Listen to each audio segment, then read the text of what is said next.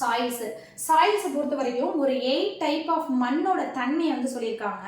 அந்த மண்ணோட தன்மை வந்து என்னென்ன தன்மைலாம் இருக்குது அப்படிங்கிறதையும், அந்த மண்ணில் வந்து என்ன டைப் ஆஃப் பிளான்ட்ஸ் வந்து க்ரோத் ஆகும், க்ரோத் அண்ட் டெவலப்மெண்ட்ஸ் வந்து இருக்கும் அப்படிங்கிறது தான் இந்த இதில் பார்க்க போகிறோம். இந்த 8 டைப்பில் என்னென்ன டைப் அப்படின்னா ஹாலோஃபைட்ஸ், ஜாமோஃபைட்ஸ், லித்தோஃபைட்ஸ், கேஸ்மோஃபைட்ஸ், கிரிப்டோஃபைட்ஸ், கிரையோஃபைட்ஸ், ஆக்ஸ்லோஃபைட்ஸ், கால்சிஃபைட்ஸ்.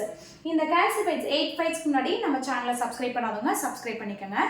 இப்போ வந்து என்ன அப்படின்னா ஹாலோஃபைட்ஸ் அப்படின்னா சலைன் சாயில், உப்புத்தன்மையில் வந்து உப்புத்தன்மையில் உள்ளக்கூடிய நீர்நிலைகளையும் மண் பகுதிகளிலேருந்து வளரக்கூடிய தாவரத்தை வந்து ஹாலோஃபைட்ஸில் வந்து சொல்கிறாங்க, சலைன் சாயில்ஸில். சாமோஃபைட்ஸை பொறுத்த வரைக்கும் சாண்டி சாயில்ஸ், நல்லா வந்து மணற்பாங்கான இடத்துல வந்து இருக்கக்கூடியதை வந்து தான் வந்து பாஸ்மோஃபைட்ஸில் வந்து சொல்கிறாங்க. அடுத்து வந்து லித்தோஃபைட்ஸ் அப்படின்னா ராக்கி சர்ஃபேஸ், மேலே வந்து என்ன அப்படின்னா ஒரு பாறை பகுதிகளில் வந்து மேலே வளரக்கூடியதான் வந்து லித்தோஃபைட்ஸில் வந்து சொல்கிறாங்க. அதோட சர்ஃபேஸில் வந்து பிளான்ட் வளரக்கூடியதான் வந்து லித்தோஃபைட்ஸில் சொல்கிறாங்க. அடுத்து கேஸ்மோஃபைட்ஸை பொறுத்த வரைக்கும் ராக்கி சர்ஃபேஸ், அந்த மலை இடுக்குகளில் வளரும் தெரியுமா, மரங்கள் எல்லாமே, மரங்களாக இருக்கட்டும் செடிகளாக இருக்கட்டும், அது எல்லாத்தையுமே எதில் சொல்கிறாங்க அப்படின்னா கேஸ்மோஃபைட்ஸில் தான் வந்து சொல்கிறாங்க, எங்கே ராக்கி சர்ஃபேஸஸில்.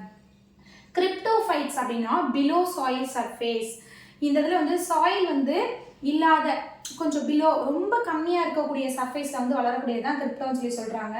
அடுத்து வந்து கிரையோஃபைட்ஸ், சர்ஃபேஸ் ஆஃப் ஐஸ், மழை அந்த பனி பிரதேசங்கள் எல்லாமே இருக்கும் தெரியுமா, அங்கே வளரக்கூடிய பிளான்ஸ் தான் வந்து என்ன அப்படின்னா கிரிப்டோஃபைட்ஸில் வந்து சர்ஃபேஸ் வந்து ஐஸாக இருக்கக்கூடிய வந்து வளரக்கூடியது எல்லாத்தையுமே இது பண்ணுறாங்க.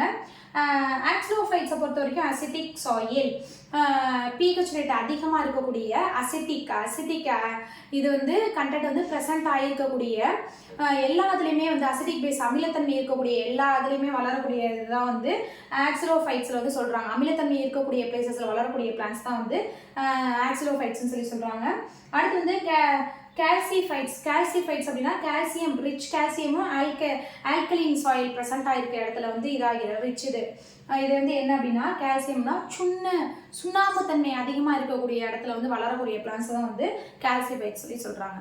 இந்த ஃபேக்டர்ஸ் வந்து இந்த எடாபிக் ஃபேக்டர்ஸ் வந்து இதோட வந்து ஃபினிஷ் ஆகுது. நெக்ஸ்ட் ஃபேக்டர்ஸ் வந்து உங்களுக்கு நெக்ஸ்ட் வீடியோவில் அப்லோட் பண்ணுறேன். தேங்க்யூ.